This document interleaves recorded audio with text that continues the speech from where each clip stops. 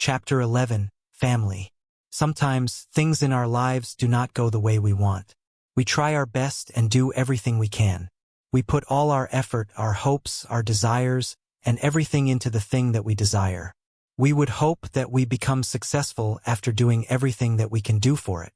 Of course, not everyone can put in the same effort, and some other people do more, but would it be wrong to want something and desire to have it? It is not wrong, is it?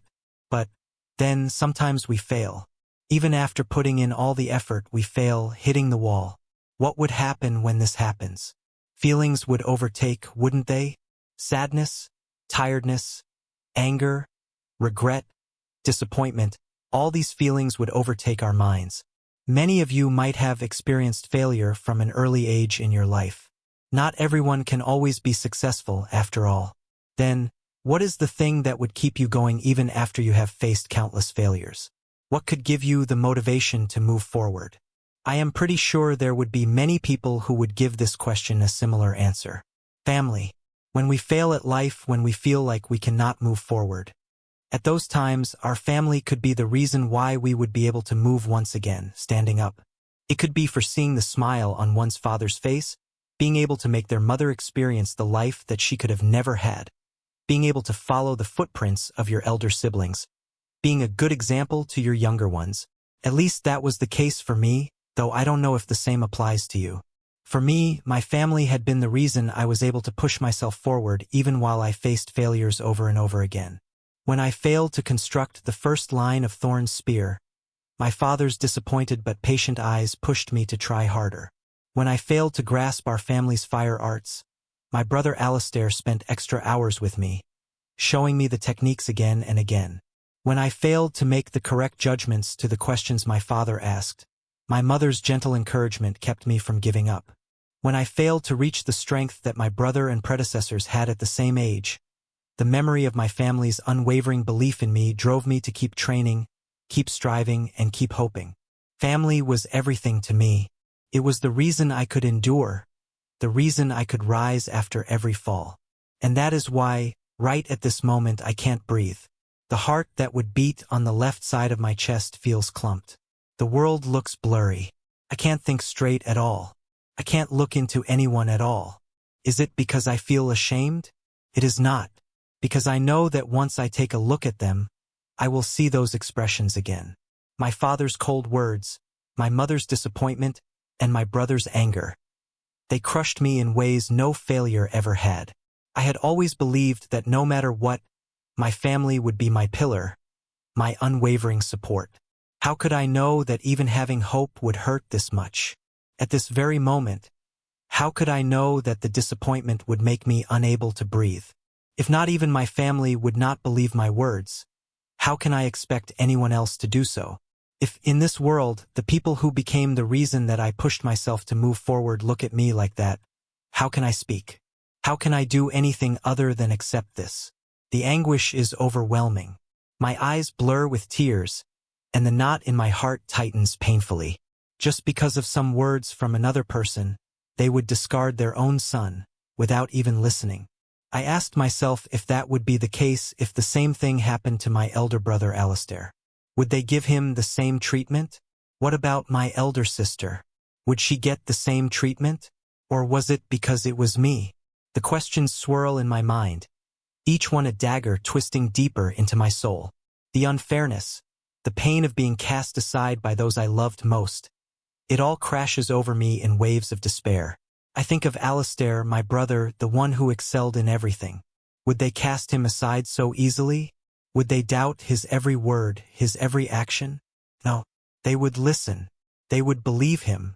And my sister, Miranda, with her grace and intelligence, would they condemn her without a second thought? No, they would stand by her. They would defend her. But me, I am the one they doubt. I am the one they discard. The realization is a bitter pill to swallow. It leaves a hollow ache in my chest, a pain that words cannot describe. Why? Why is it different for me? The question echoes in the silence of my mind, unanswered and unanswerable. The unfairness of it all crushes me, leaving me gasping for breath, struggling to hold on to any semblance of hope or strength. I feel the weight of my family's judgment, the coldness of their eyes, and the finality of their decision pressing down on me. And at that moment, I realized that I was truly alone. For the first time, I see the world for what it is, unforgiving, merciless, and painfully unfair. Tears spill down my cheeks, hot and unchecked, as I face the harsh reality of my situation. I am alone, abandoned by those I loved most, cast aside without a second thought. The pain is unbearable. It is so much that I can't keep this any longer. I want to forget everything. At least for a second, at least for a while, I don't want to think of anything. The pain is unbearable, but even in the depths of my despair, a small voice within me whispers, urging me to hold on, to find a way to survive. I clutch the bracelet on my wrist, the one that appeared mysteriously. I don't know what it does or who it came from, but it becomes my lifeline, a small glimmer of hope in the darkness. Please, can I survive this ordeal, not just physically but emotionally and mentally? Take him away, my father's voice echoed in my ears, and I felt the firm grip of the guards on my arms, pulling me away from the grand hall. I walked with heavy steps, my mind a whirl of memories and emotions. The faces of my family, once my source of strength, now felt like ghosts haunting my every step. First light, the guard muttered as we passed through the mansion's corridors, and I knew that tomorrow would bring a new and terrifying reality. As we reached the same confinement room, the door gets closed once again. Ha! Ha! Finally, as we are in the darkness, I can let everything go. I can let the fire inside me go. I can no longer hold it in. Crack! The pain spreads through my hand as my fist hits the wall. Why? The same question once again. Why did it have to be me? The pain is unbearable. Not the one in my hand, but the one in my heart. Yet, still, even in the depths of my despair, a small voice within me whispers, urging me to hold on, to find a way to survive. At least I will believe in you.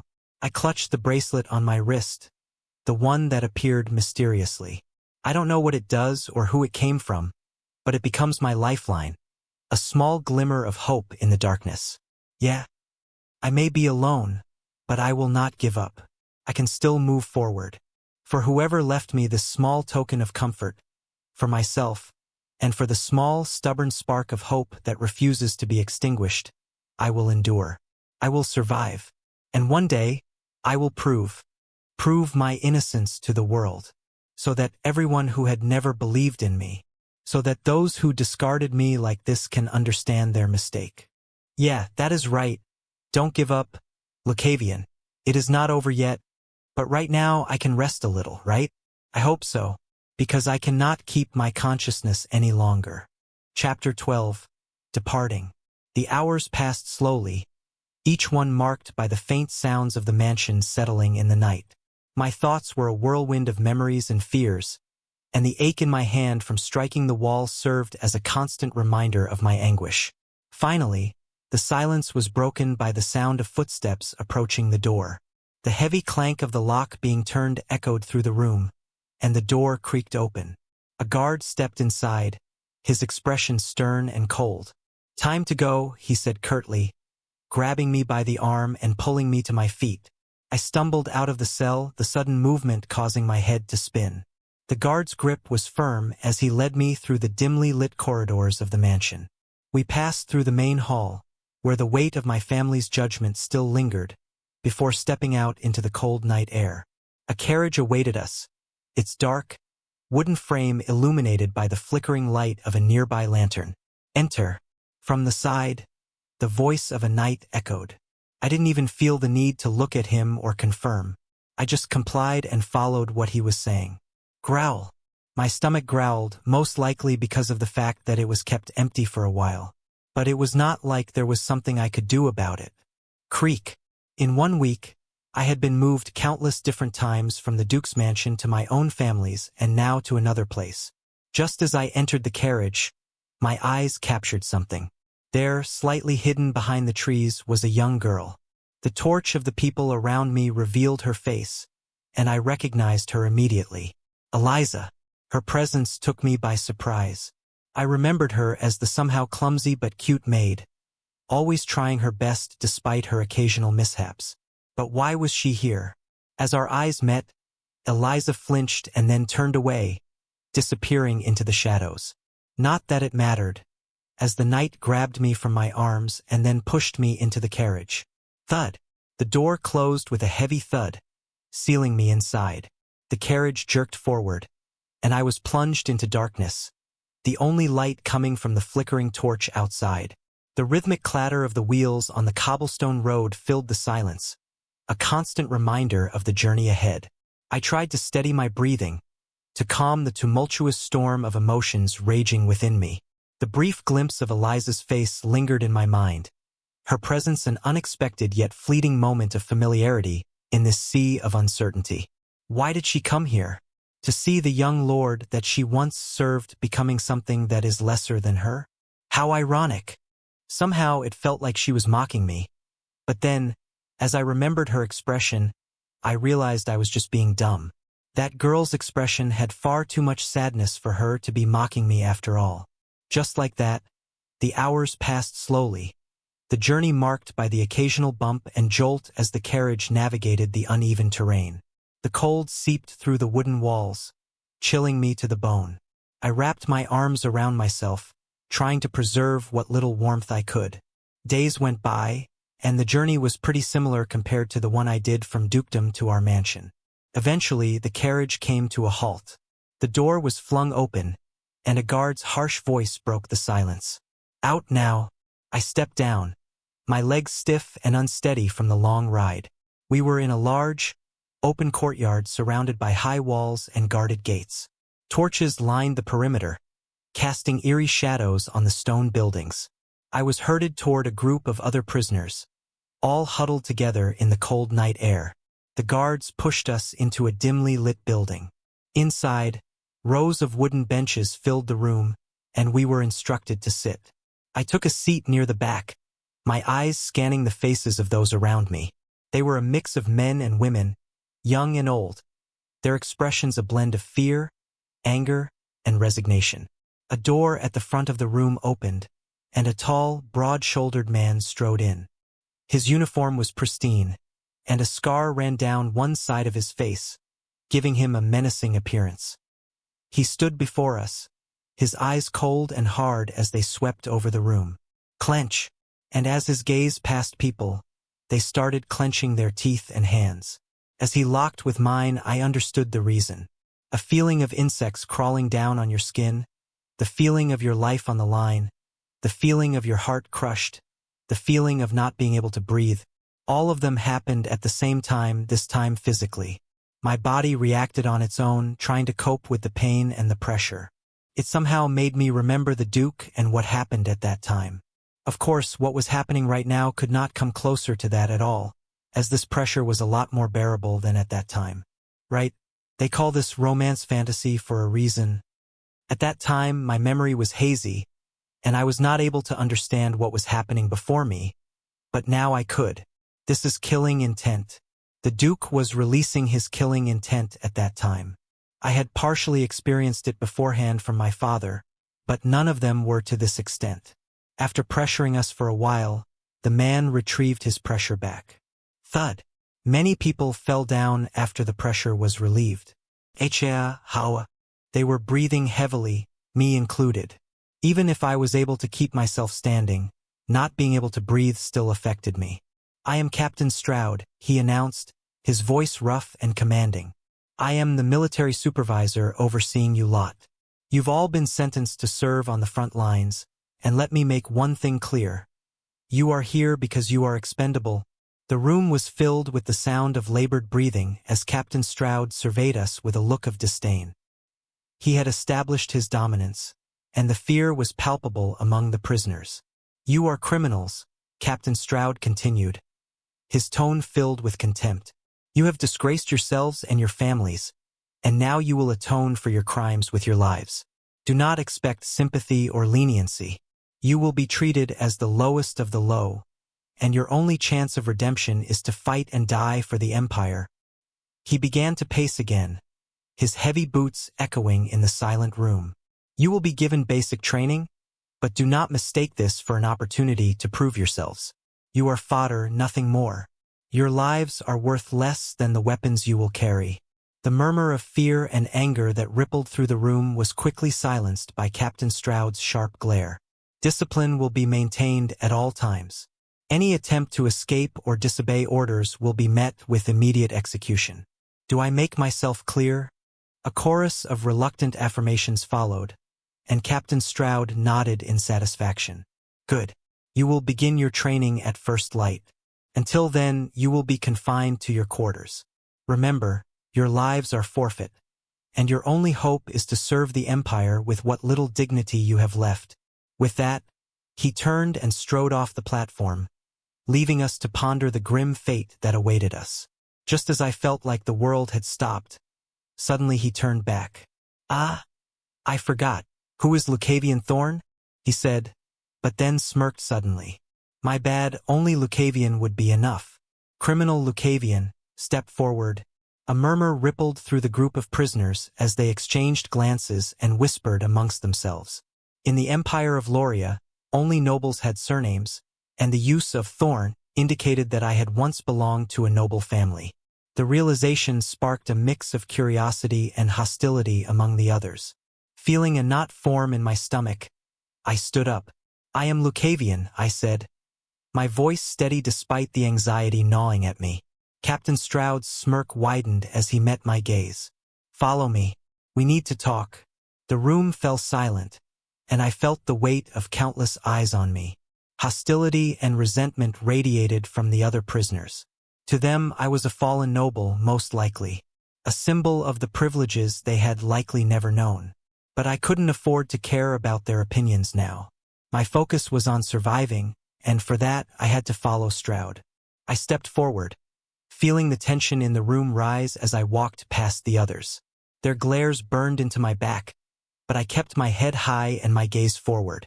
I could sense their hatred and suspicion, but I forced myself to remain composed. Stroud led me out of the main hall and into a dimly lit corridor. We walked in silence, the sound of our footsteps echoing off the stone walls. Eventually, we arrived at a small, sparsely furnished room. Stroud motioned for me to sit on a wooden chair while he took a seat behind a plain desk. He leaned back, his cold eyes studying me with a mixture of amusement and disdain. "So, Lucavion Thorne," he began, emphasizing my surname with a sneer. "Viscount instructed me to take good care of you." Swoosh, and then, suddenly, he moved, his fist reaching down to my stomach. Chapter 13. Arrival. Thud. Stroud's fist collided with my stomach, knocking the wind out of me. I doubled over, gasping for breath, the sudden pain radiating through my body. Thud. Before I could recover, another punch landed on my side, sending me sprawling to the floor. "Get up, Lucavion Thorne," Stroud sneered, towering over me. "The Viscount instructed me to take good care of you, and I'm just following orders." I struggled to my feet, my body protesting with every movement. Stroud didn't give me a chance to steady myself before he struck again. A swift kick to my ribs that sent me crashing into the wall. The taste of blood filled my mouth, and I knew that this beating was meant to break me, to remind me of my place. "You're nothing here," Stroud spat, grabbing me by the collar and hauling me up. "Just another criminal, another piece of expendable fodder. Do you understand that?" I nodded weakly, the world spinning around me. But I refused to give him the satisfaction of seeing me beg or plead. I would endure this just as I had endured everything else. "Good," he said, his voice dripping with contempt. "Remember that. You will receive no special treatment, no favors. You will fight and die like the rest of them." He released me, and I crumpled to the floor, every part of my body screaming in pain. Stroud stood over me, his cold eyes gleaming with satisfaction. "Get up," he ordered. "Your training will start tomorrow. Though, as a noble, you should already know a thing or two, or maybe not." Stroud's command rang in my ears, and with a painful effort, I forced myself to my feet, my vision swimming. The taste of blood lingered in my mouth, and every part of my body screamed in agony. But I stood, refusing to let him see me broken. "You are dismissed," he said, his smirk still in place as he watched me struggle to remain upright. I turned and left the room, my steps unsteady and my mind reeling from the beating. As I stepped into the corridor, I was greeted by a soldier standing by the door. He had broad shoulders and a strong, chiseled face, his eyes cold and assessing as they met mine. "I'm Sergeant Bran," he introduced himself, his voice devoid of emotion. "I'll be taking you to the barracks, where you and the other prisoners will spend the night." I nodded, too exhausted to respond verbally, and followed him down the dimly lit corridor. The silence between us was heavy. The only sound was the echo of our footsteps on the stone floor. My mind raced with thoughts of what lay ahead, the fear and uncertainty gnawing at me. As we walked, Sergeant Bran glanced at me, his expression unreadable. "You're young to be in a place like this," he said quietly, his voice carrying a hint of curiosity. "What did you do to end up here?" I hesitated, unsure of how to answer. "It's a long story," I finally said, my voice hoarse. "One that involves accusations I didn't have a chance to refute." "That is what all the criminals here say all the time," he replied. "What crime have you been convicted for?" I did not reply to his question, because I felt like if I were to reply to the answer, it would look like I was accepting the act. And I do not. Never. Bran's eyes narrowed slightly, but he didn't press further. Instead, he gave a small nod. "This place is ruthless and cold," he said, his tone turning serious. "You need to be careful not just of the enemies you'll face, but of the people inside here as well. Trust is a rare commodity, and betrayal is common." His words sent a chill down my spine, but I nodded in understanding. "I'll be careful," I replied, my resolve strengthening. "I'll survive this. After all, in this world, one can even be abandoned by their parents or the person they thought they loved. So, why can some random people you have met in the military do the same?"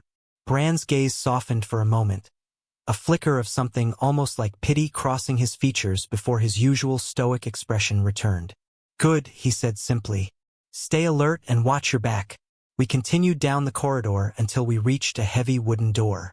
Bran pushed it open, revealing a large, dimly lit room filled with rows of narrow cots. The air was thick with the smell of unwashed bodies and stale sweat. The room was filled with other prisoners, their faces a mix of hostility and indifference as they took in my presence. "This is where you'll sleep," Bran said, gesturing to an empty cot near the back. "Rest while you can. Training starts at dawn, and it won't be easy." I nodded and made my way to the cot, my body aching with every step. As I lay down, the rough fabric of the blanket scratched against my skin, but I was too exhausted to care. I closed my eyes, trying to block out the sounds and smells around me, and let sleep take me. But it was not that easy. After all, for my whole life, I had always stayed in my family's mansion all the time. And whether it was regrettable or not, life as a noble could not even be compared to this. All of the habits that I had developed over time were still there, and it was not easy for me to completely remove them or anything. The habits and expectations ingrained in me from a lifetime of privilege clashed with the harshness of my new environment. I struggled to find a semblance of comfort, but it was a futile effort. The sounds of restless prisoners, the creaking of cots, and the occasional muffled whispers added to my unease. Just as I was beginning to drift into a fitful doze, a presence loomed over me. My instincts screamed at me, and I turned quickly to see 3 figures towering above me, their expressions dark and menacing even in the dim light. My heart pounded in my chest, a mix of fear and adrenaline surging through my veins. One of them, a burly man with a scar across his cheek, stepped forward. His eyes burned with hatred and anger. Before I could react, his hand shot out, wrapping around my throat in a vice-like grip. "It's because of you nobles that I'm here," he snarled, his voice low and venomous. His grip tightened, cutting off my air supply, and I gasped, struggling to breathe. Panic set in as I clawed at his hand, but his strength was overwhelming. With a swift motion, he drew back his other fist and slammed it into my face. Thud! Pain exploded behind my eyes, and my vision blurred. The taste of blood filled my mouth as I tried to regain my bearings. The other two men watched with grim satisfaction, their faces twisted with anger and resentment. They were taking out their frustrations on me, seeing me as the embodiment of the injustice they had suffered. "You think you're better than us?" The man holding me spat, his grip unrelenting. "You think your fancy title means anything here?" I couldn't answer, couldn't even breathe, as he continued to squeeze. My vision darkened, and my strength began to fade. Desperation clawed at me, and I kicked out, trying to break free, but it was no use. I even moved my mana to enhance my body, but since I had yet to reach the second realm, I was not able to gather enough strength at all. Adding to the fact that I was hungry and tired, my body hadn't prioritized my mana at all. The other two men joined in, raining blows upon me as I struggled to stay conscious. In the midst of the assault, suddenly, someone appeared right behind them. It was Sergeant Bran. His imposing figure cast a shadow over the men, and the sight of him made them freeze in their tracks, their faces filled with horror. "I knew something like this was going to happen," Bran said, his voice low and dangerous. The man holding me loosened his grip, and I collapsed to the floor, gasping for air. The attackers turned to face Bran, their expressions a mix of fear and confusion. "What are you doing?" Bran demanded, his eyes narrowing as he looked at each of them in turn. The men stammered, unable to find their words. We were just... He's a noble." Bran's gaze hardened. "Have you not been warned about causing a scene in this place?" The men shook their heads, their fear evident. "We didn't know, Sergeant. Nobody told us."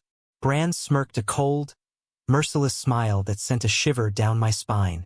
"If you didn't know before, you know now." Swoosh! With a swift motion, Bran drew his blade, and before the attackers could react, he swung it in a deadly arc. Thud! Thud! Thud! The sound of steel slicing through flesh filled the air, and the heads of the three men fell to the ground, their bodies collapsing in a lifeless heap. The room fell silent, the only sound the dripping of blood on the cold stone floor. The other prisoners watched in stunned horror, their faces pale and their eyes wide with shock. Bran wiped his blade on one of the fallen men's shirts, then sheathed it. He turned to the rest of the room, his expression stern as if nothing happened. "Let this be a lesson to all of you," he said, his voice cold and authoritative. "There will be no tolerance for insubordination or violence within these walls. You are here to train, to fight, and to die for the Empire. Any deviation from that will be met with the harshest punishment." No one could answer at all. Chapter 14, Arrival 2. I lay on the cold, hard ground, my body throbbing with pain from the assault. My throat ached from the strangulation, and my face felt like it had been smashed with a hammer. But none of that compared to the horror unfolding before me. Bran's swift, brutal justice left me paralyzed with shock. The severed heads of the three men rolled on the ground, their lifeless eyes staring blankly. Blood pooled around their bodies, seeping into the cracks in the stone floor. The metallic scent filled the air, mingling with the stench of sweat and fear. I wanted to look away, but my eyes were locked on the gruesome scene. The prisoners around me were similarly stunned, their faces pale and their expressions a mix of terror and disbelief. Bran's words echoed in the silence, a grim reminder of the ruthlessness that governed this place. The sergeant's gaze swept over the room, and his eyes met mine for a brief moment. There was no sympathy in his expression, only a cold, unwavering authority. He had made his point, and the message was clear: obedience or death. And then his gaze shifted to me, taking in the bruises and cuts on my face from the assault. His expression felt like it softened slightly, though his voice remained authoritative. "Soldier Lucavion, follow me to the infirmary. We need to get those wounds taken care of." I nodded, still in shock from the brutality I had just witnessed. As I moved to follow Bran, he turned to the rest of the prisoners, his eyes hard and unforgiving. "The rest of you clean this place up. You stood by and did nothing while this happened, so you are all responsible for this mess. If I come back and see any remains of this, Every one of you will be whipped." The prisoners murmured amongst themselves, their faces pale with fear. They quickly began to move, gathering cleaning supplies and starting to scrub the blood-stained floor. Bran led me out of the room and down a dimly lit corridor. I couldn't shake the image of the brutal execution from my mind, the cold efficiency with which Bran had dealt with the attackers. "Are you surprised?" Bran asked, his voice breaking the silence. I nodded, still processing everything that had happened. "Yes, I am." Bran glanced at me, his expression unreadable. "Are you disgusted? Is your body churning with what you just saw?" Again I nodded. "Yes." He sighed a weary sound that seemed to carry the weight of countless experiences. "Get used to it. Things like this will be a part of your life from now on. Once you're sent to the battlefield, you'll see much worse. Things that are much more churning, more brutal. The battlefield never tolerates hesitation or weakness." His words were a harsh reminder of the reality I now face. I knew he was right, but it didn't make it any easier to accept. The thought of what lay ahead filled me with dread, but I forced myself to push it aside. I had to survive no matter what. We continued walking in silence until we reached a small room marked Infirmary. Bran pushed the door open, and we stepped inside. The room was dimly lit, with a single lantern casting a warm glow over the space. A woman in her 30s, maybe 40s, stood by a cot, tending to a soldier's injuries.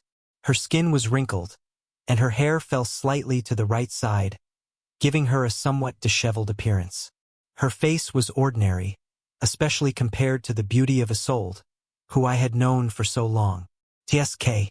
I clicked my tongue inwardly, as just seeing a random woman made me remember her. Now, I feel like anger and disgust rising from my chest. Whenever I remembered her existence, it seemed this was going to happen for a while. "Layla," Bran said, his tone softening slightly. "Please check this." Layla looked up, her eyes meeting Bran's with a familiarity that spoke of a long-standing acquaintance. She nodded and turned her attention to me, her expression professional and compassionate. Somehow it looked like they were in a relationship.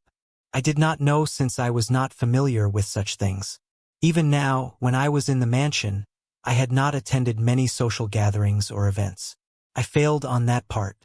"What happened?" she asked, her voice gentle as she gestured for me to sit on a nearby cot. "Assault," Bran replied succinctly. "He needs to be patched up for tomorrow's training." Layla nodded again, moving to gather her supplies. As she worked, her hands moved with practiced ease, first starting with cleaning my wounds. Her touch was gentle yet firm, and I could feel the sting of antiseptic as she worked. Despite the pain, there was something soothing about her care, and that made me remember the touch that Mother would give to me. But then, once again, I was forced to remember what they did to me and what situation I was in. "Never forget, Lucavion. Never." After a few moments, she began to channel her healing magic, a soft glow emanating from her hands as she passed them over my injuries. As the healing warmth spread through my body, I could feel the pain ebbing away. It was a strange sensation, almost like a gentle wave washing over me, mending the damage from within. Layla's brow furrowed in concentration, and I couldn't help but marvel at the power she wielded so effortlessly.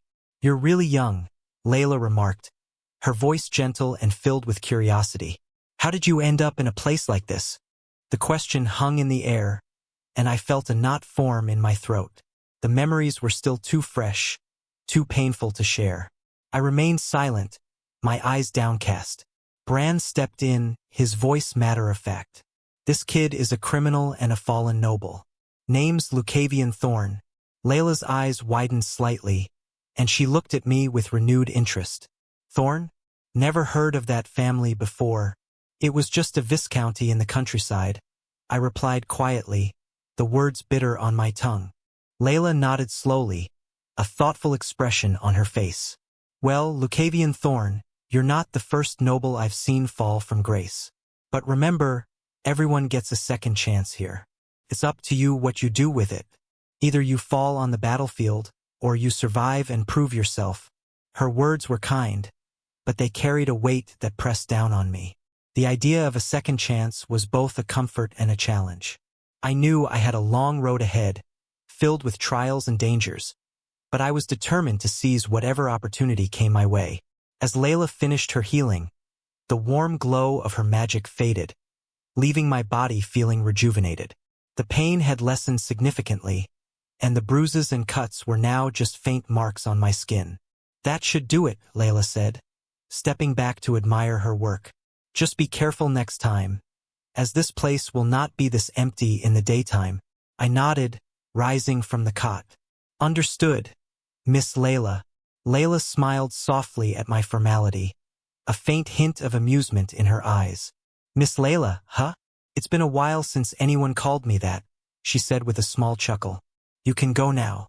And remember, be careful." "I will." She waved her hand dismissively, and Sergeant Brand gestured for me to follow him. We walked back through the dimly lit corridors in silence, the weight of the day's events heavy on my mind. As we approached the barracks, Brand glanced at me. "Try to get as much sleep as you can," he advised. "I know it won't be easy, but you'll need it. Tomorrow, your training begins, and from what I've seen, Captain Stroud is likely to make things harder for you." I nodded, understanding the gravity of his words. "I understand, Sergeant. I'll do my best." Brand gave a curt nod and clapped a hand on my shoulder. "Good. Keep that determination, Lucavion. It will serve you well." With that, he left me at the entrance to the barracks. I stepped inside, feeling the eyes of the other prisoners on me. Their expressions ranged from indifference to curiosity and then to anger, but I ignored them, focusing on getting to my cot. As I lay down, the events of the night replayed in my mind. Brand's advice and the brutal reality of my new life. All of it swirled together, creating a maelstrom of emotions. But despite everything, I felt a small spark of hope. I would endure, I would survive, and I would prove myself no matter the cost. Closing my eyes, I forced myself to relax, willing sleep to come. The barracks were quiet now. The other prisoners settled into their own uneasy rest. Tomorrow would bring new challenges, and I needed every ounce of strength to face them. As exhaustion finally overcame me, I drifted into a fitful sleep, my resolve firm. This was just the beginning, and I was determined to make it through one day at a time. Chapter 15. First day in camp. The shrill sound of a bugle pierced the silence of the barracks, jolting me awake. It was still dark outside. The sun had yet to rise. Groggy and disoriented, I quickly realized that this was our wake-up call. "Up and at 'em, everyone." Sergeant Brand's voice boomed through the room, his footsteps heavy as he moved among the cots. "You have 5 minutes to get dressed and assemble in the yard." "Move it." I scrambled to my feet, my body protesting with every movement. The other prisoners were also stirring, some grumbling under their breath, but the fear of Brand's wrath spurred us all into action. I pulled on my rough uniform, the fabric coarse against my skin, and laced up my boots as quickly as I could. The barracks was a flurry of activity as we hurried to comply with Brand's orders. The air was thick with tension, everyone aware that any delay could result in punishment. I grabbed my belt, fastening it around my waist, and joined the stream of prisoners heading toward the door. Outside, the air was cold and biting, a stark contrast to the stuffy warmth of the barracks. The yard was illuminated by flickering torches, casting long shadows across the ground. We lined up in neat rows, shivering slightly in the pre-dawn chill. Captain Stroud stood at the front, his presence as commanding and intimidating as ever. His eyes swept over us, his expression hard and unforgiving. "Today marks the beginning of your 1-week training," Stroud announced, his voice cutting through the stillness. "You will have only 1 week to learn the basics. This is not because we believe you can master anything in such a short time, but because time is a luxury we do not have." He paused, letting the gravity of his words settle over us. "Each of you will be taught how to use a spear. It is the simplest and most effective weapon for those with limited training. It requires less skill than a sword and allows you to keep your enemy at a distance. Consider yourselves fortunate that you will have at least this much instruction before being sent to the front lines." A murmur of apprehension rippled through the ranks. The thought of being thrust into battle with such minimal preparation was terrifying, but there was no room for protest. Stroud's gaze sharpened. You will be taught to march, to follow orders, and to fight as a unit. You will learn to trust your spear and the man beside you. There will be no time wasted. Any failure to keep up, any sign of weakness, and you will be left behind or worse. Sergeant Brand stepped forward, a bundle of spears in his hands. He began handing them out one by one. These are your lifelines, he said. Treat them with respect, or they will be the last thing you ever hold. As I took the spear, its weight felt both foreign and familiar in my hands. Foreign because the spear that was in my hands was not the one I had used while training. It was different, with a slightly different center of gravity. But a spear was a spear. The weapon that I had used all my life, even though I was never good at it. Indeed, even here, it all comes to this, isn't it? I thought to myself, feeling the weapon in my hand. It had been a while since I had fought with a spear, and the ache in my muscles reminded me just how long it had been since I had properly moved my body. The week of confinement, the beatings, and the lack of proper nutrition had taken their toll. Every muscle felt sore, and the weight of the spear, though familiar, felt almost too much to bear. Form up, Bran commanded. We'll start with basic stances and movements. Follow my lead and pay attention. Your lives depend on it. We arranged ourselves into lines, trying to mimic Bran's posture as he demonstrated the fundamental positions. He moved with a fluidity and precision that spoke of years of experience. The newcomer, on the other hand, was different. Many tried to mimic Bran's posture as he had demonstrated the fundamental positions. Feet shoulder-width apart, knees slightly bent, Bran instructed. Hold the spear with both hands, one near the base and the other about halfway up the shaft. Keep the tip pointed forward, ready to thrust.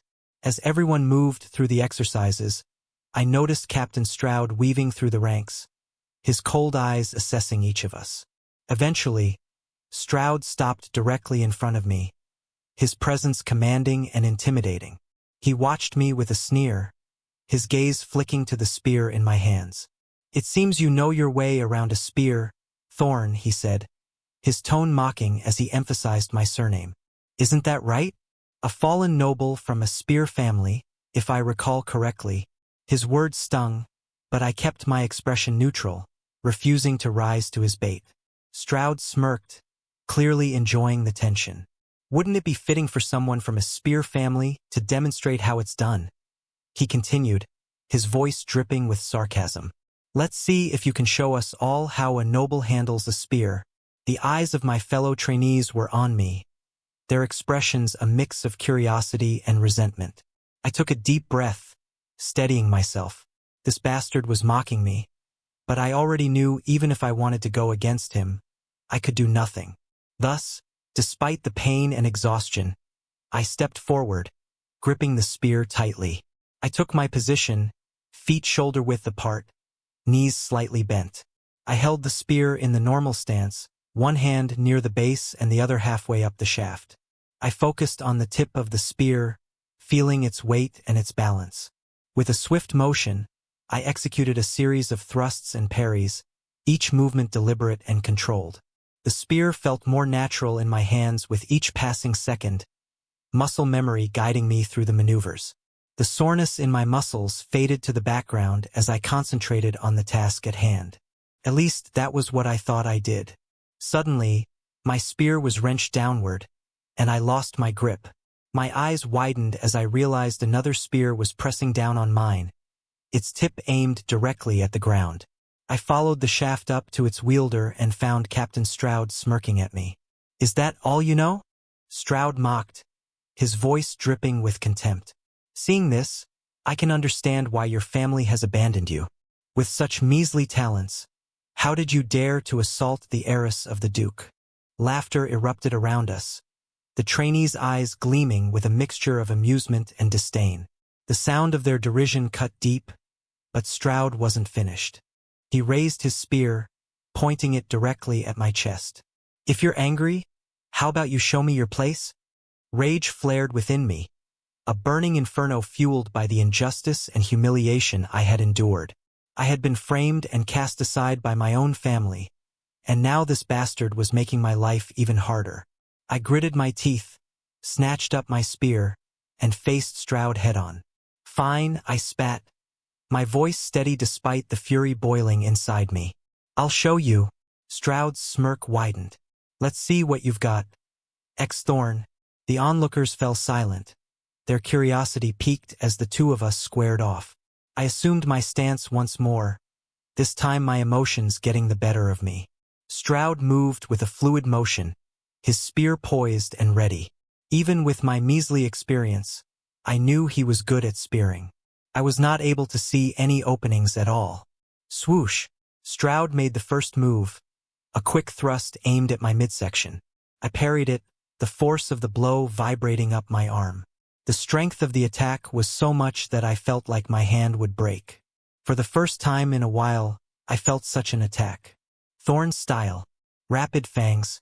In such a state, I countered with a series of rapid jabs, trying to force him to step back. This was one of the moves that I learned. It was normally supposed to be supported by mana, but I was not in there. Stroud's eyes narrowed, and he came at me with a series of precise strikes. I blocked and dodged, my body moving on instinct. The soreness in my muscles was forgotten, replaced by a singular focus, to prove myself. Clank! For a moment it seemed like we were evenly matched. The sound of clashing spears echoed through the yard, and the trainees watched in rapt silence. But Stroud was relentless, his attacks growing more aggressive. And after a bunch of seconds, with a sudden, powerful strike, he knocked my spear aside and aimed a thrust at my shoulder. I twisted away, but his spear grazed my arm, the pain sharp and immediate. I gritted my teeth and fought through it, refusing to back down. "Is that all you've got?" Stroud taunted, his voice low and mocking. I lunged forward with a fierce jab, catching him off guard. Pat! My spear scraped against his side, and he hissed in pain, but the wound was superficial. Stroud's smirk vanished, replaced by a cold fury. He came at me with renewed intensity, and I struggled to keep up. His spear moved with deadly precision, and he did not even hide his intent. And because of that, I wasn't even seeing what was before me. The force of his strike pushed me back, and I stumbled, my grip faltering. Clank! With a final, powerful thrust, Stroud disarmed me, my spear clattering to the ground. He pressed the tip of his spear to my throat, his eyes gleaming with satisfaction. "Remember your place, Thorne," he hissed. "You're nothing but a disgrace." Chapter 16. First day in Camp 2. "Remember your place, Thorne," Stroud hissed. The tip of his spear pressed firmly against my throat. "You're nothing but a disgrace." Thud. Before I could respond or even brace myself, Stroud's spear swung back and then struck my cheek with the blunt end. The force of the blow sent me sprawling to the ground, pain exploding across my face. My teeth throbbed, and my vision blurred. The metallic taste of blood filled my mouth as I tried to gather my senses. Stroud turned away from me, addressing the gathered trainees with a harsh tone. "Let this be a lesson to all of you," he declared, his voice ringing out across the yard. "On the battlefield, no one cares if you're a noble or a peasant. Your fancy spear techniques mean nothing when you're facing an enemy intent on killing you." He gestured disdainfully in my direction. "You are all expendables from now on. Your only focus should be on piercing forward and staying in formation. Do not think for a second that any of you are special. You are here to serve, to fight, and to die for the Empire." Stroud's gaze swept over the trainees, who were watching with a mix of fear and determination. "You are worth nothing," he continued coldly. "Your lives are forfeit the moment you step onto the battlefield. Remember that." I struggled to push myself up, my body aching from the assault. The humiliation and anger burned within me, but I knew there was nothing I could do at this moment. Stroud had made his point, and I had to endure it. "Now, if your stupid, lowly brains are capable of understanding this, then you are dismissed," Stroud barked. His gaze swept over the trainees one last time, making sure his point had been driven home. You will eat your breakfast and have 1 hour of rest. After that, we will continue with your training. Dismissed.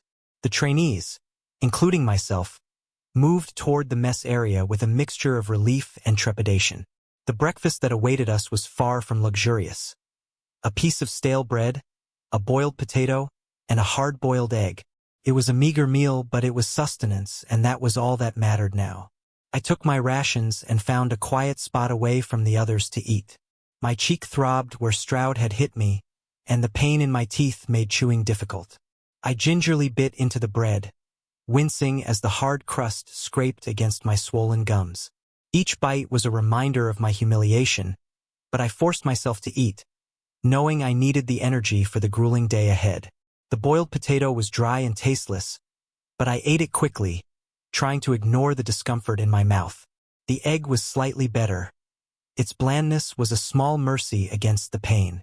As I finished my meal, I considered visiting the infirmary. The thought of Layla's healing magic was tempting, but even the idea of walking there felt like a chore. Every part of my body ached, and the exhaustion was setting in. I decided to endure the pain for now and focus on getting through the day. I sat in the quiet spot, trying to gather my thoughts and calm my mind. The events of the morning had been a harsh reminder of the reality I faced, but I couldn't let it break me. The spear of my family, the techniques of my family, whether you consider them fancy or not, did not matter when it did not involve mana in them. Lucavion, our family's spearmanship consists of two things: explosiveness and area control, my father had told me once. His voice was steady and authoritative, the weight of generations behind his words. With the spear, we have range, and the Thorne family has always been born with the aptitude to control fire better. I remembered standing in the training yard, a much younger version of myself, wide-eyed and eager to learn. My father's spear danced in his hands, the flames licking around the blade with a controlled ferocity. Our family spear style makes use of fire's explosiveness and area control with the spear's range. He had continued. A spear is a long, thrusting weapon, giving you high control of the space before you. But we also use slashes and other techniques to spread fire across our enemies. To dominate the battlefield, his spear moved in a wide arc, flames trailing behind it, creating a wall of fire that encircled him. The heat was intense, even from where I stood, and I felt a thrill of excitement and awe. The spear is not just about thrusting, my father had said, his eyes locking onto mine. It's about control. Control of your weapon, control of your fire, and control of the battlefield. The explosiveness of fire can break through defenses, and the area control can keep enemies at bay. I watched as he demonstrated a series of thrusts, slashes, and sweeping motions, each one precise and powerful, the flames responding to his every move. Remember, Lucavion, the spear is an extension of your will. It moves as you command, and the fire is your ally, your weapon. Master both, and you will be unstoppable. At that time, I was very hyped by his words. I started practicing the spear at the age of 5, contrary to other people. At the start, everything was good. I was able to grasp the basics and spear control well. My control over my body was also good, and I was able to move smoothly with the spear in my hand. But then, everything changed when mana entered the equation. The moment I started using my family's art, the serpent flame art, everything completely fell apart. The serpent flame art was a special technique that required practitioners to engrave fire rings over their mana core. The process was intricate and required immense concentration and control. Each level was represented by the rings. The moment you would be able to engrave the first ring to your own body would mean the moment when you would be recognized as a mana user in the world. First stage core. Another explanation for this was global wording. Though for our family art it was called the first ring, I still remember the day my father taught me how to find my mana core. He had guided me through the process, his hands steady and his voice calm. Lucavion, the mana core is the organ responsible for the accumulation and control of mana in your body, he had explained. It is located near your heart, deep within your chest. You must focus and find it, feel its presence. I had closed my eyes, concentrating as hard as I could. Slowly, I felt a faint warmth deep within my chest, a pulsing energy that resonated with my heartbeat. "That's it," my father had said, his voice encouraging. "You found it. Now, you must learn to accumulate mana using our family art. It's a process of engraving fire rings around your core, enhancing your control and power." He had demonstrated the technique, his body glowing with a fiery aura as he channeled mana into his core. The flames danced around him, controlled and precise. Focus on the warmth, on the energy, he had instructed. Visualize the fire rings forming around your core, one by one. This is the essence of the serpent flame art. I had tried my best to follow his instructions, but the moment I attempted to channel mana, everything went wrong. The fire ring was unstable, flickering and sputtering, and the mana refused to flow smoothly. The warmth in my chest turned to a searing pain, and I gasped, clutching at my chest. My father had been there, his expression a mixture of concern and disappointment. "Lucavion, you must focus," he had said, his voice gentle but firm. "You have the potential, but you need to control it. Try again." But no matter how many times I tried, I couldn't master the technique. The fire ring would always collapse, and the pain in my chest would intensify. My father's disappointment grew, and my own frustration mounted. Days turned into weeks, weeks into months, and still I struggled. My siblings, Alistair and my elder sister, excelled in their training, mastering the serpent flame art with ease. Their flames were strong and steady, a testament to their skill and control. I, on the other hand, was a constant failure. The art that was supposed to be my family's legacy, my birthright, eluded me. My father's patience wore thin, and his words of encouragement turned to reprimands. And just like everything that would end, the efforts also reached their end. From a certain moment onwards, they completely abandoned the idea that I would be reaching the first stage soon. After all, everyone had limits, and I could understand. Though I never stopped trying at the end of the day, it could only take me to this place. How ironic, I could only mutter to myself. But just as I was thinking about it, I suddenly heard a commotion on my side. Chapter 17, Old Man. "Please, I need this. I'm hungry," a frail voice pleaded. Curiosity piqued.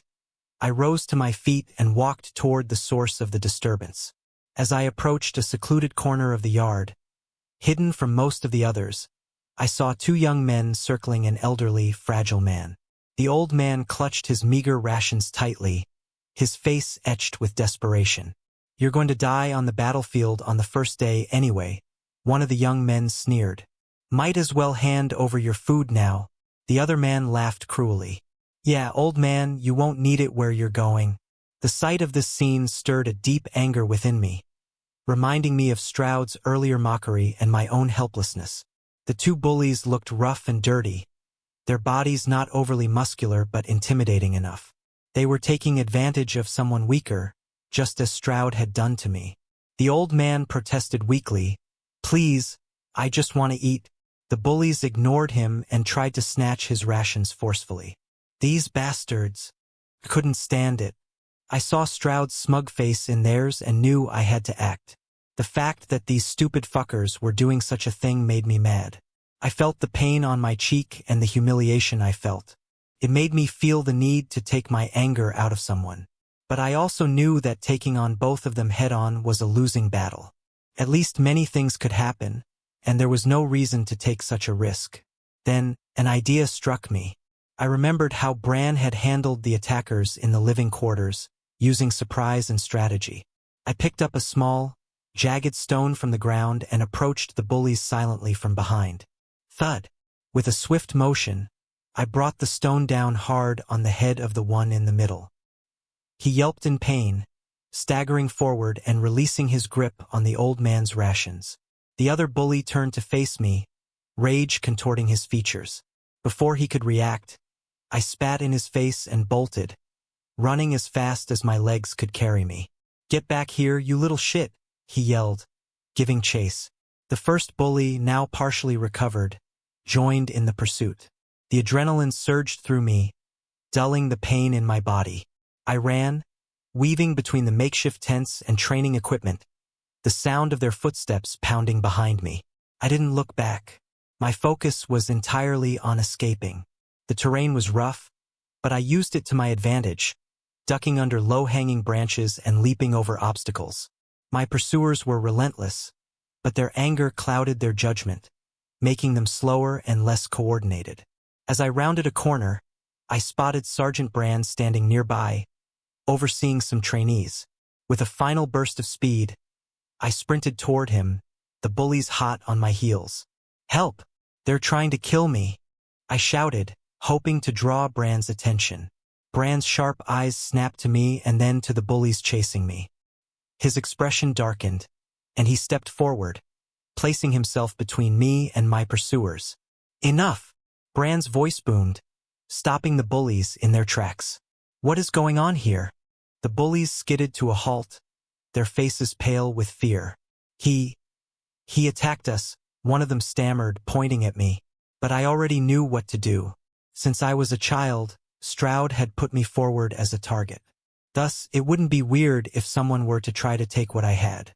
I took a deep breath and spoke up, my voice steady despite the tension. "No, I didn't. They were trying to take my rations, and I just wanted to defend myself," I said, pointing to the torn and ruptured pieces of potato and bread they held. When I couldn't defend myself, I spat on their faces and ran. "They chased me because of that." Brand's gaze shifted to the bullies, who were holding the damaged food. The evidence was clear. The half-eaten and torn rations were a testament to their actions. Brand's expression darkened further, his anger palpable. "You too," Brand growled, his voice low and menacing. "You think you can steal from others and get away with it?" The bullies stammered, trying to come up with excuses, but Brand cut them off. "For the next week, you will both give one of your rations to him as punishment. If I hear of any more trouble from either of you, the consequences will be much worse." The bullies' faces fell, and they nodded reluctantly. "Yes, Sergeant," they muttered, but their eyes contained hatred all across the place. It was evident that they hated being played by me, but there was nothing they could do. Brand turned to me, his expression changing slightly. "This was the second time," he said, his face cold. "You did well to stand up for yourself, Lucavion. But remember, this place is full of people who will take advantage of any perceived weakness. Stay vigilant." "Thank you, Sergeant," I replied, genuinely grateful. Brand nodded. "Now, get your wounds checked at the infirmary. Say to Layla that it was me who sent you there. If she doesn't believe me, tell her it was on my order. She'll understand." "Understood, Sergeant," I replied, my voice steady. Brand turned his attention back to the trainees, barking orders to get them moving again. I took a moment to catch my breath before heading towards the infirmary. The bullies glared at me as I walked past, their hatred palpable, but I held my head high. I had won this round, and I wasn't going to let their anger intimidate me. As I approached the infirmary, the familiar scent of herbs and antiseptics filled the air. I stepped inside, and there was Layla, busy tending to another injured soldier. She looked up as I entered, her expression softening when she saw the state I was in. "Miss Layla," I said, my voice slightly strained. "Sergeant Brand sent me. He said it was on his order." Layla nodded, setting aside her current task. "Come here. Let me take a look at you." I moved to the cot she indicated, sitting down with a wince. The pain in my cheek and ribs was sharper now that the adrenaline was wearing off. Layla examined my injuries with a practiced eye, her hands gentle yet firm. "You've had a rough start, haven't you?" she said, her voice filled with a mix of sympathy and professionalism. I nodded, feeling the exhaustion settling in. "It's been challenging," she hummed in acknowledgement as she began to work. Her healing magic felt like a soothing balm, easing the pain and closing the wounds. As the warmth spread through me, I felt some of the tension melt away. "Brand's right, Layla said quietly as she worked. "You need to stay vigilant. This place is harsh, and people will try to take advantage of you. But you have a good heart, Lucavion. Don't lose that." "Why did you think so?" "I know when I see one." "I see." I just got the words out and then lowered my head to look down. After a few minutes, She finished her healing and stepped back.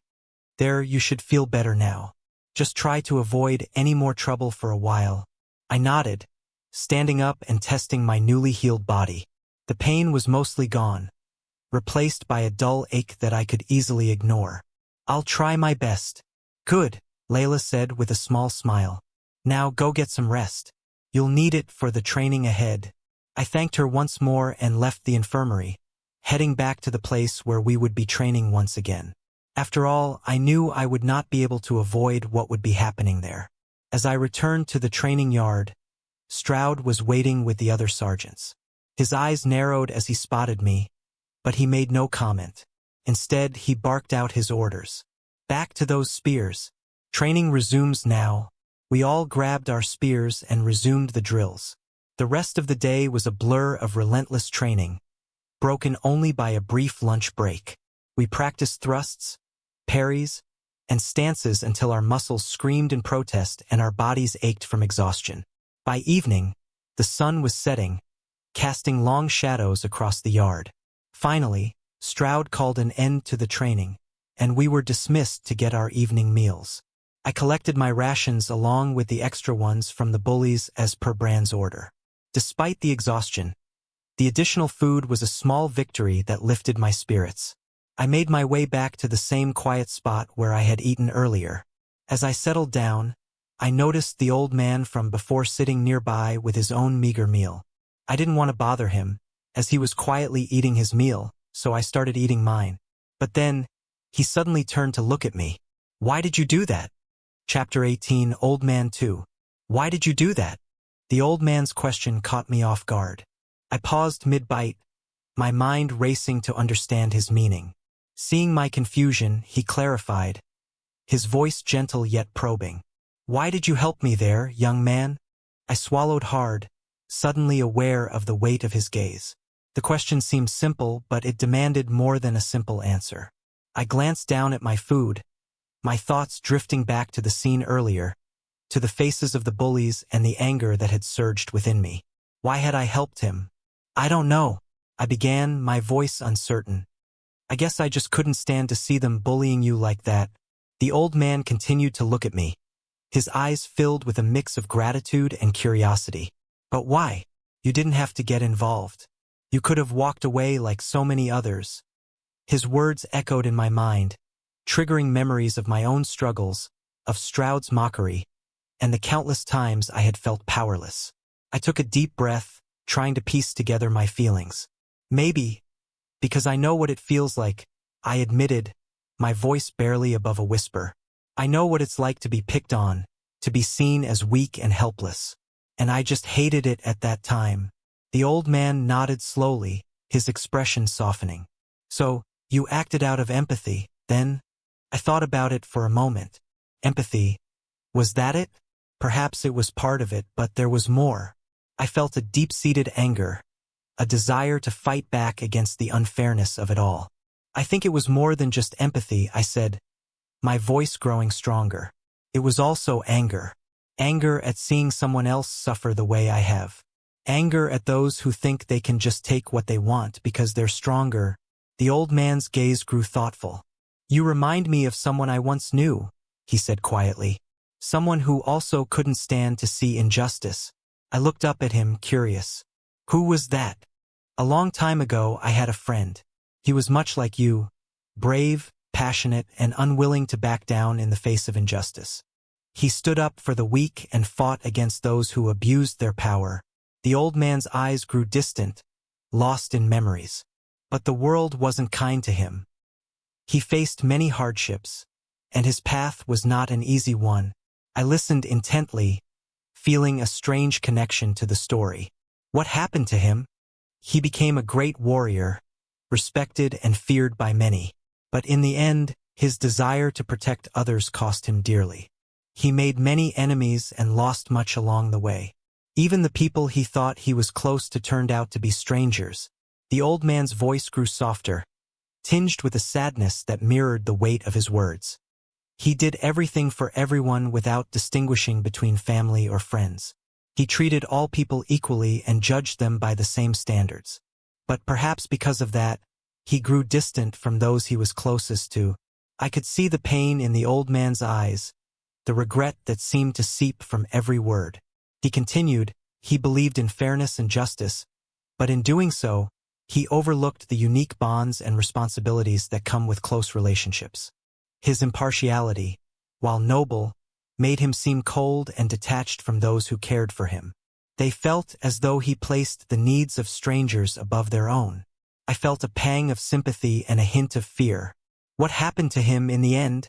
The old man sighed deeply, his gaze distant. Eventually, he was cast away by those he had sought to protect.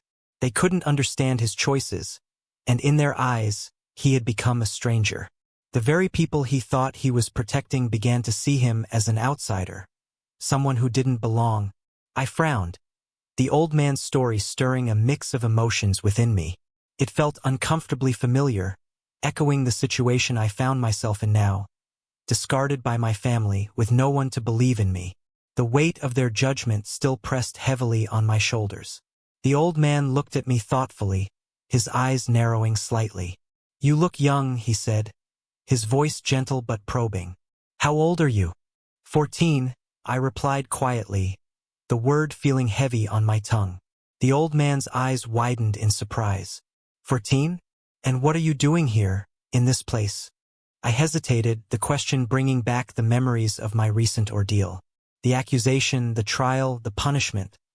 All of it felt like a nightmare I couldn't wake up from. I struggled to find the words to explain. "If you don't want to answer, that is fine," the old man replied, waving his head. But he did not leave. As if he knew I would eventually speak. Slowly, I started forming the words in my head. "I was accused of a crime I didn't commit," I said slowly, my voice barely above a whisper. "My family didn't believe me. They sent me here as punishment, to fight on the front lines." The old man's expression softened with understanding and sympathy. "That's a heavy burden for someone so young," he said quietly. "To be cast aside by your own family, to be thrust into a world of violence and death. It's a harsh fate." I nodded, the weight of his words pressing down on me.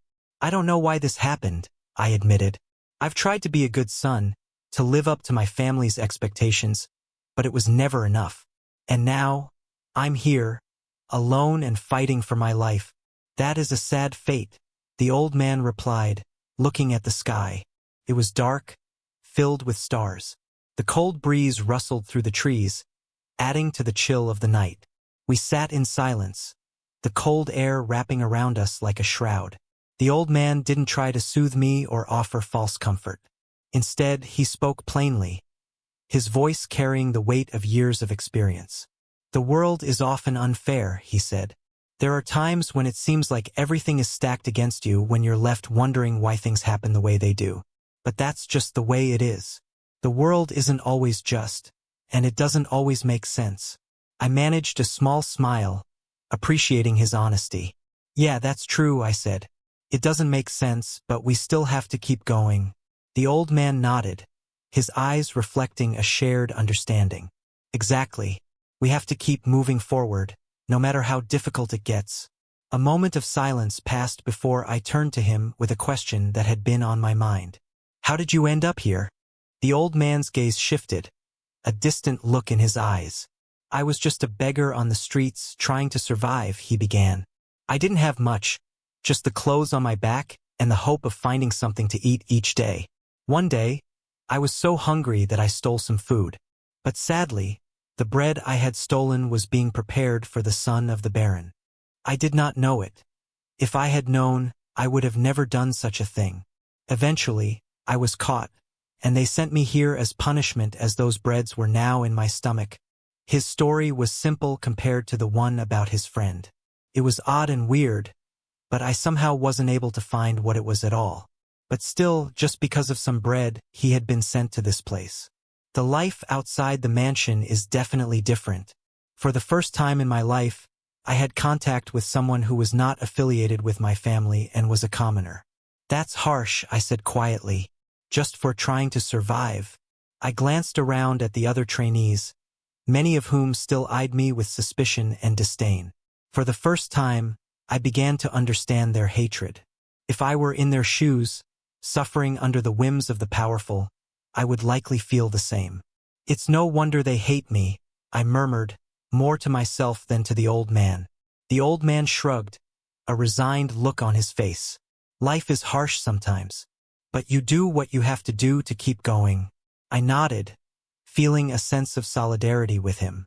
Despite our different backgrounds, we were both here, facing the same struggles and fighting for our lives.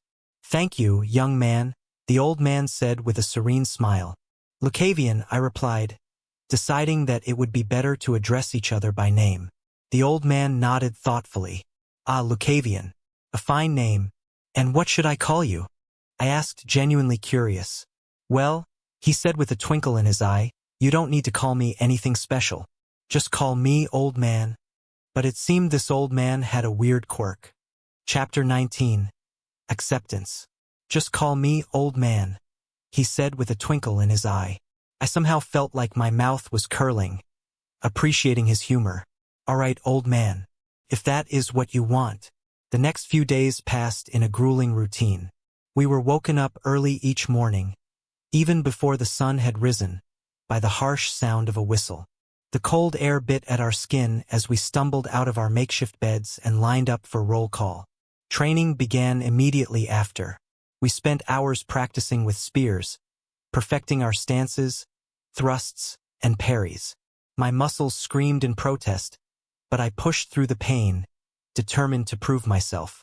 Breakfast was a brief reprieve, a chance to catch our breath and refuel. The meals were meager, stale bread, boiled potatoes, and occasionally a hard-boiled egg. Despite the poor quality, I was grateful for the sustenance. After breakfast, we returned to the training yard for more drills. The sergeants, including Stroud, watched us closely, barking orders and correcting our form. Stroud seemed to take a particular interest in me, often singling me out for extra attention. Thorne, your stance is sloppy, he would shout, smirking as he knocked my spear aside with a powerful strike. Do it again. I gritted my teeth and complied, my body aching from the repeated blows. The other trainees watched with a mix of pity and amusement, but I refused to let their judgment affect me. Bran was a bit more lenient, but even he had a stern side. He pushed us hard, emphasizing the importance of discipline and precision. I respected him for his fairness, even if his methods were tough. One afternoon, as we were practicing in the yard, Stroud approached with a smug expression. Thorne, I've heard about your little arrangement with the rations, he said, his voice dripping with disdain. It seems you've been getting extra food, courtesy of Sergeant Bran. I stood at attention, my heart sinking. Yes, sir. It was a punishment for the bullies who tried to steal from me. Bullies, you say? I don't see them doing such a thing, though. Rather, I am more inclined to believe it was you who tried to steal their food. After all, you have never tasted such measly amounts of food before, haven't you? His words stung, but I held my ground, my mind flashing back to the times when I had been punished for my failures. When I was younger, there were many instances where I had not been allowed to eat because I had not met my father's expectations. I remembered the nights spent training tirelessly to earn my meals, the times I had collapsed from exhaustion, only to push myself to get up and continue. The hunger and fatigue had been my constant companions, but I had endured, driven by a desire to prove myself worthy. I wanted to retort, to tell Stroud that he was wrong, that I had never stolen anything in my life. But I knew it would be futile. In this place, my words held no weight. The stigma of being a noble had already painted me as a liar and a thief in their eyes. I would never steal from others, I said quietly, keeping my voice steady. Stroud sneered. Of course, that's what all nobles would say. But each of you pockets the taxes you exert from the common folks. I've seen too much for that not to be the case. If it was before, I would have normally argued back. But just yesterday and the other days, I had been hearing the talks between the people in the barracks. All of them were commoners, and quite a few of them were here because of some meager crimes. Of course, there were many who had murdered or assaulted women and many with gruesome crimes. But the number of people who were here just because they had offended a noble and were thrown into prison was immensely high. And I also learned that this place was not the only camp. There were countless different places like this behind the battlefield to supply the expendable soldiers. It was, in a way, a flowing state of business. So I did not refute it. You may believe what you wish, but until this moment, I have never stolen something in my life. I can swear on my honor. Stroud's eyes narrowed, and he took a step closer, his sneer turning into a cold, mocking smile. Your honor? He repeated, his voice dripping with contempt. You no longer have any honor to swear on. His words hit hard, and for a moment, I was at a loss for how to respond. He was right, at least in the eyes of everyone here. My family had disowned me. My status as a noble was meaningless, and my reputation was in tatters if I had even one remaining to begin with. I had nothing left but my determination to survive and prove my innocence. With a quiet nod, I acknowledged his statement. Perhaps you're right, I said softly, but I still have my integrity, and I'll hold on to that. Stroud's sneer remained, but he somehow looked not satisfied with my response. Well, that arrangement is now nullified. You won't be receiving any extra rations, he barked, turning away. And Bran will be hearing about this. Understood, sir. Tisk. He clicked his tongue as if he was not in a good mood, leaving me alone. The rest of the day passed in a blur of training and drills, my mind constantly replaying the conversation. Despite the physical exertion, my thoughts were heavy with the realization of how deeply ingrained the hatred for nobles was in this place. As evening fell, I made my way to the same quiet spot where I had eaten before. The old man was already there, his serene smile welcoming me. We shared our meager meals, and he began to recount more of his stories. Despite his life as a beggar, he had seen many interesting and unusual things. His tales of the city's underbelly, the hidden kindnesses among the poor, and the small joys he had found in such a harsh life were captivating. I found myself genuinely enjoying his stories. They provided a brief escape from the harsh reality of our situation. The old man had a way of making even the direst situations seem bearable with his humor and perspective. Thank you for sharing your stories, I said. My mood lightened. They make this place a bit more bearable.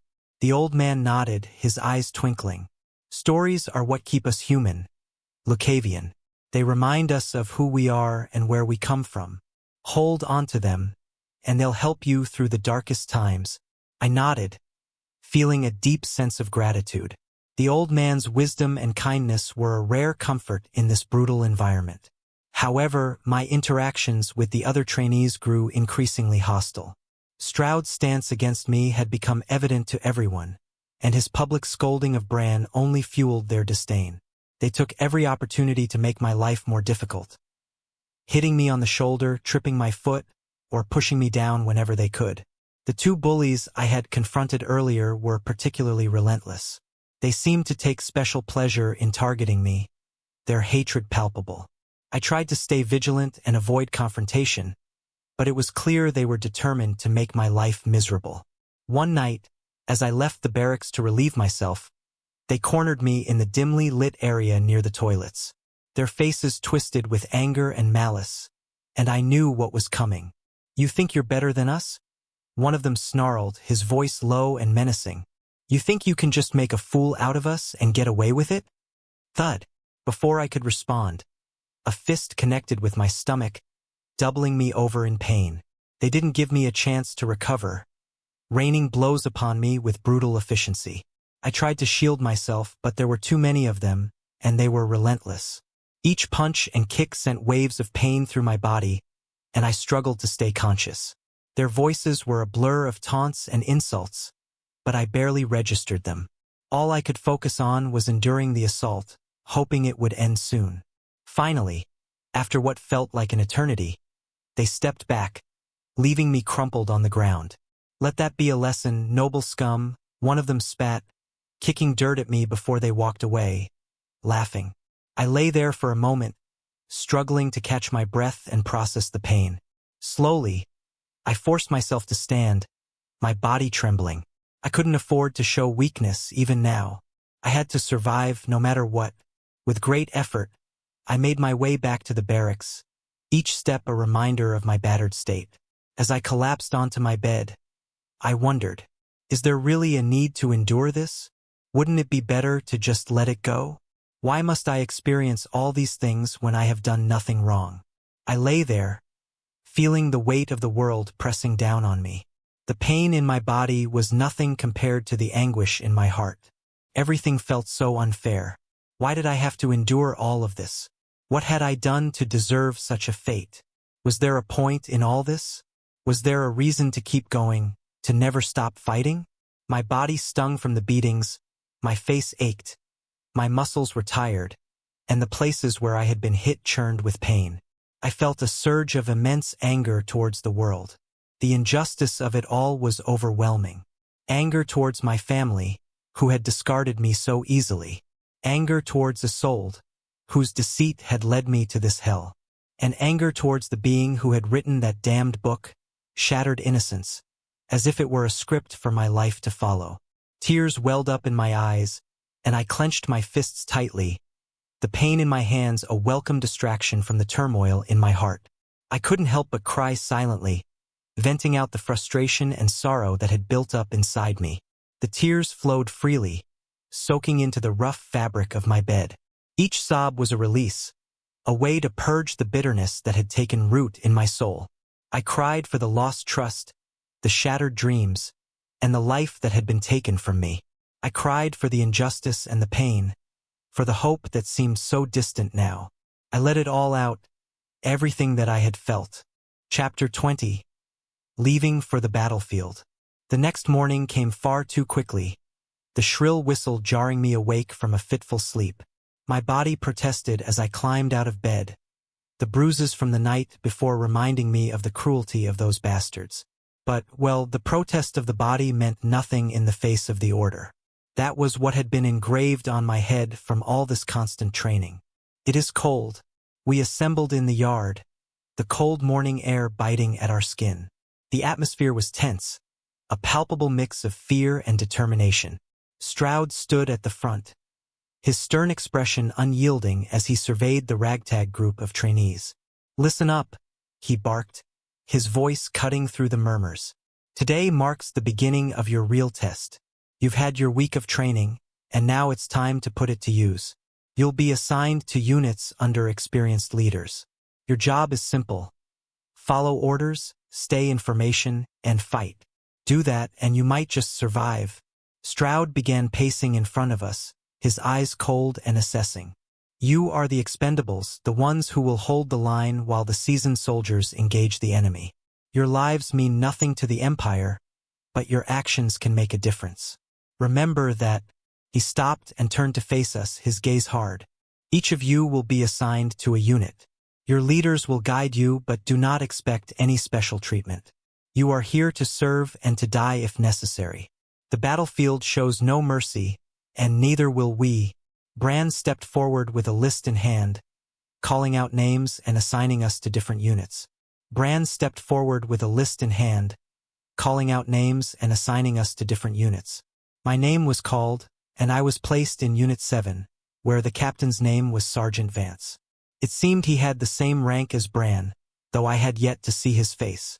"One last thing," Stroud announced. "You'll need to walk to the battlefield camp. Get your armor and weapons and prepare to move out. Each squad has a designated sector where you'll get your gear.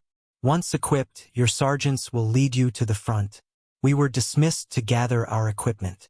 I made my way to the designated sector for Unit 7, scanning the crowd for the old man but not seeing him anywhere close. Most likely, he had been assigned to a different squad. In the armory, the atmosphere was tense. The clanking of metal and the hushed conversations of trainees filled the air. I approached the quartermaster, who handed me a set of armor and a spear. The armor was crude and worn, but it was better than nothing. As I strapped on the armor, I noticed a tall, broad-shouldered man approaching. His face was weathered and scarred, a testament to his years of service. This must be Sergeant Vance. "Unit 7, gather round." Vance's voice was gruff but commanding. We quickly assembled, standing at attention as he inspected us. "I'm Sergeant Vance," he began, his eyes sharp and assessing. I'll be leading you on the battlefield. Your job is to follow orders, stay in formation, and keep each other alive. Do that and we might just make it through." He looked each of us in the eye, his gaze lingering on me for a moment longer. "We'll be moving out in half an hour. Make sure your gear is secured and be ready to march." I nodded, getting ready for advancement. Everyone either relieved themselves, ate some food, or got their water ready. I had already done all those things. After being in this place for a week and looking outside, I knew what kind of environment we were in. The Valerius Plains, as the name suggested, was a landscape that was mostly flat. From what I had learned from the geography lessons at home, it was a place that was really fertile and strategically vital for both the Loria and Arcanes empires. The plains were not just a battleground but a symbol of prosperity and power, and control over them meant dominance in the region. I recalled the history behind the war over these lands. The Valerius Plains had always been a coveted prize due to their rich soil, which yielded bountiful harvests year after year. For centuries, the plains had been a peaceful and prosperous region, home to countless villages and farming communities. However, their location made them a tempting target for the empires surrounding them. The conflict between Loria and Arcanes was not a new one. It stretched back generations, fueled by a long-standing rivalry and the desire to control the Valerius Plains. The war had seen many battles, with both empires pouring resources and lives into the struggle. It was said that the very soil of the plains was stained with the blood of countless soldiers who had fought and died for their empires. Loria, my home, was an empire built on discipline and military might. Our soldiers were renowned for their training and discipline, and our strategic thinking as a cold weapon user was at the forefront. The plains represented not just a source of food but also a buffer zone, a protective barrier against the encroaching forces of Arcanes. Arcanes, on the other hand, was an empire of innovation and magic. Their mages were feared and respected, their spells capable of turning the tide of battle in an instant.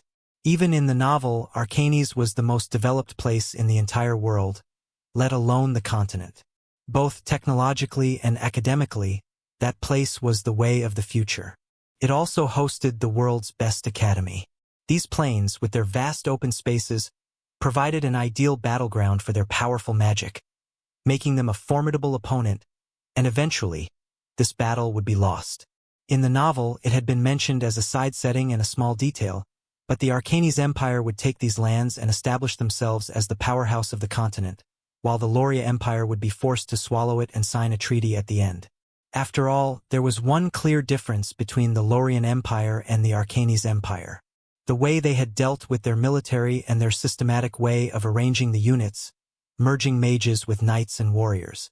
In a way, the Arcanes Empire did not separate the mages from the knights but rather put them in the same block as a fighter.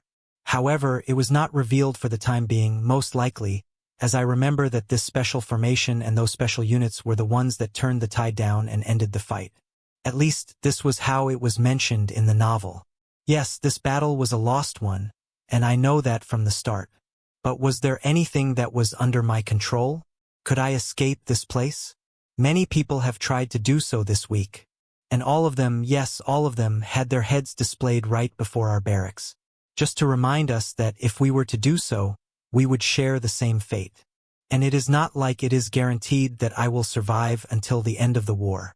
After all, this war will continue for a whopping 5 years. Sergeant Vance's voice broke through my thoughts. All right, it's time. Form up and get ready to move out. I adjusted my gear and took a deep breath, steeling myself for what lay ahead. We marched out of the camp in a disciplined line, the sound of our footsteps echoing across the plains. The sun was beginning to rise, casting a golden hue over the landscape. It was a stark contrast to the dark and bloody history that these lands held. As we made our way to the front lines, I glanced around at my fellow soldiers. Each one of them carried their own burdens, most likely, but they all had one simple thing. They were all people with rough lives, as they were commoners and criminals at the same time. "How old are you, really?" one man asked another, his voice low but curious. 22, the other replied. "You?"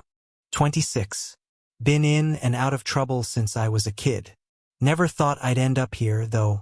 A third soldier chimed in, his tone bitter. Same here. 30 now, and I've seen my share of jail cells. But this is different. They train us for 7 weeks and then send us off to die. Another man, probably in his late 20s, laughed harshly. Better than rotting in a cell, though. At least here we get a chance to fight back. Maybe even survive. Survive? A woman scoffed. It was the first time I had seen a woman in any place, as almost everyone in the camps were men. She looked to be in her early 30s, with a hardened face and sharp eyes. We're fodder, plain and simple. They don't care about us.